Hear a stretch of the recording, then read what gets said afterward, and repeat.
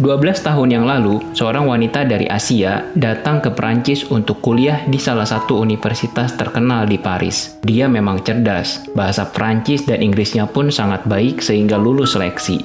Sejak mulai kuliah di hari pertama, dia memperhatikan bahwa sistem transportasi di Paris menggunakan sistem otomatis.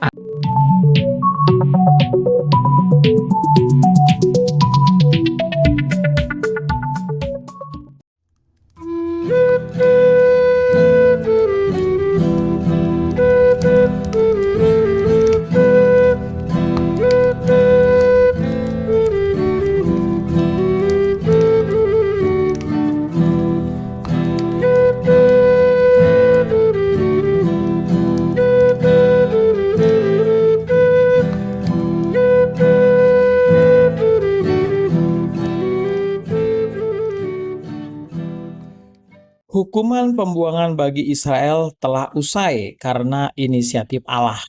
Ia membebaskan Israel sebab Israel milik kepunyaannya.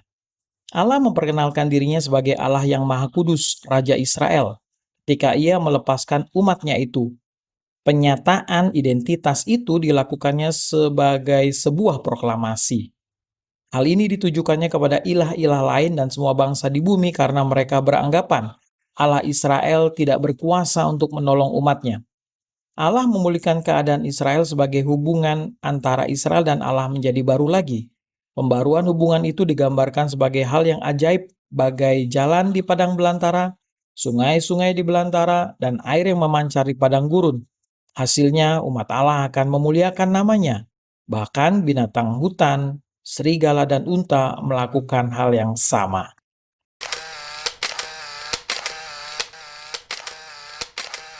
12 tahun yang lalu, seorang wanita dari Asia datang ke Perancis untuk kuliah di salah satu universitas terkenal di Paris. Dia memang cerdas, bahasa Perancis dan Inggrisnya pun sangat baik sehingga lulus seleksi.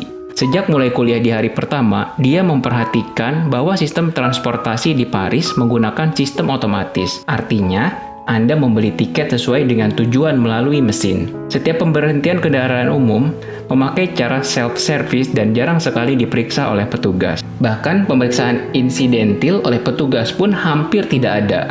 Bukan karena manajemennya buruk, tapi unsur trust atau kepercayaan dan tertib sosial di sistem transportasi kota Paris memang sudah sangat baik.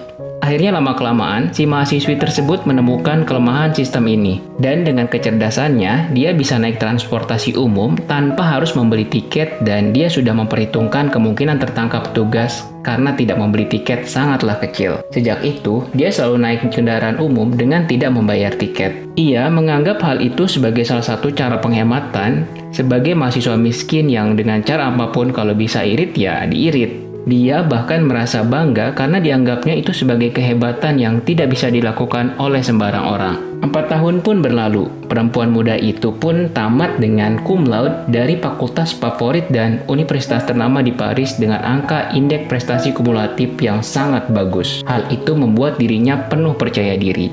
Setelah wisuda, gadis itu pun mulai mengajukan aplikasi surat lamaran kerja ke beberapa perusahaan ternama di Paris.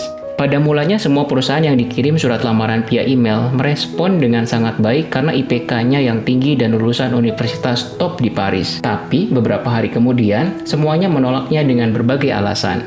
Hal ini terus terjadi berulang-ulang sampai akhirnya membuat si gadis merasa jengkel dan marah. Dia bahkan sampai menuding perusahaan-perusahaan itu rasis karena tidak mau menerima warga negara asing meski lulus cum laude dari universitas ternama di Paris. Akhirnya pada suatu hari, karena penasaran bercampur dongkol, dia memutuskan mengadukannya ke Departemen Tenaga Kerja Prancis yang ada di Paris. Dia ingin melapor sekaligus ingin tahu kenapa perusahaan-perusahaan tersebut menolaknya. Tapi ketika bertemu dengan salah satu petugas di kantor Departemen Tenaga Kerja di Paris tersebut, ia mendapatkan penjelasan yang tidak ia duga. Berikut adalah dialog mereka. "Nona, kami tidak rasis. Sebaliknya, kami sangat mementingkan Anda. Pada saat Anda mengajukan aplikasi pekerjaan di perusahaan, kami sangat terkesan dengan nilai akademis dan pencapaian Anda.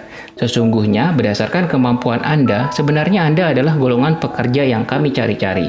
Jika begitu, kenapa perusahaan-perusahaan tersebut tidak menerima saya bekerja? Jadi begini, setelah kami periksa di database, kami menemukan data bahwa Anda pernah 3 kali kena sanksi tidak membayar tiket saat naik kendaraan umum. Si gadis itu pun kaget.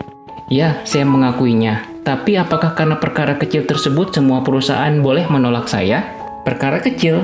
Kami tidak menganggap itu perkara kecil, Nona. Kami lihat di database, Anda pertama kali melanggar hukum terjadi di minggu pertama Anda masuk negara ini. Saat itu, petugas percaya dengan penjelasan Anda bahwa Anda masih belum mengerti sistem transportasi umum di sini. Itu sebabnya kesalahan tersebut diampuni. Namun Anda tertangkap 2 kali lagi setelah itu. Oh, waktu itu karena saya tidak ada uang kecil saja, jawab si Nona. Tidak, kami tidak bisa menerima penjelasan Anda seperti itu.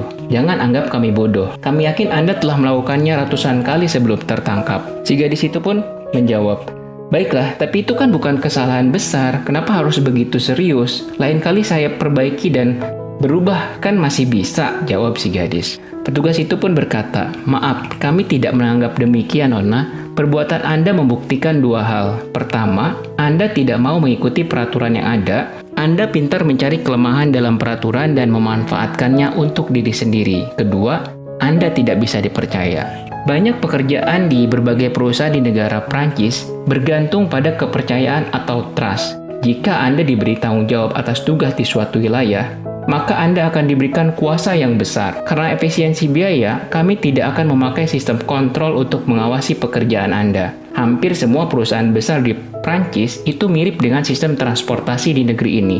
Oleh sebab itu, kami tidak bisa menerima Anda, Nona. Dan saya berani katakan, di negara kami bahkan di seluruh Eropa tidak akan ada perusahaan yang mau menggunakan jasa Anda. Pada saat itu, si gadis seperti tertampar dan terbangun dari mimpinya dan merasa sangat menyesal. Tapi penyesalan selalu datang terlambat ketika nasi sudah jadi bubur atau peristiwa buruk telah terjadi. Perkataan petugas yang terakhir membuat hatinya bergetar dan sangat menyesal. Ia akhirnya terdiam 1000 bahasa, tidak bisa berkata apapun. Sahabat Bagai Studio, ada pesan moral yang sangat berharga yang bisa kita petik dari kisah nyata mahasiswi pintar tersebut. Moral dan etika itu amat sangat penting, bahkan ditempatkan di atas kepintaran, kecerdasan, atau kejeniusan. Dalam kehidupan sosial, moral dan etika seseorang bahkan bisa menutupi kekurangan kecerdasan, tapi IQ atau kepintaran, bagaimanapun tingginya, tidak akan bisa menolong etika moral dan integritas yang buruk. Samuel Johnson, sastrawan Inggris, mengatakan, pengetahuan tanpa integritas pasti berbahaya dan mengerikan. Sedangkan Clive S. Lewis, profesor di Universitas Oxford dan penulis novel terkenal di Inggris, mengatakan, integritas adalah melakukan hal yang benar ketika tidak ada yang melihat. Integritas dan kejujuran adalah kekayaan yang paling jarang dimiliki manusia.